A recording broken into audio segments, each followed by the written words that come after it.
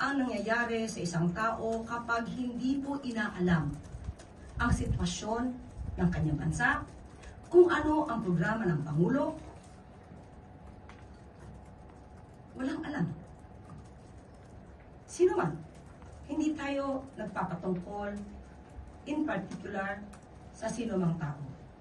Ang SONA, ito po ay paraan, ito ay ang pag-uulat ng Pangulo ng kanyang naging accomplishments, kung ano pa ang gagawin ng gobyerno para sa taong bayan.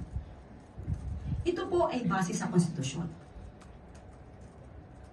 Ang hindi pagbibigay respeto sa SONA ay hindi pagrespeto sa konstitusyon, hindi pagrespeto sa institusyon.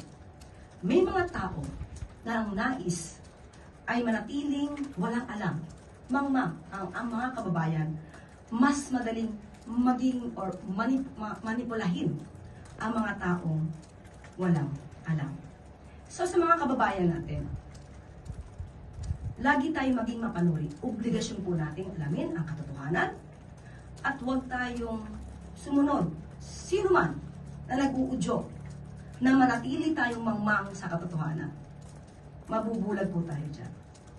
Obligasyon po nating alamin para hindi tayo manatiling mangmang sa katotohanan.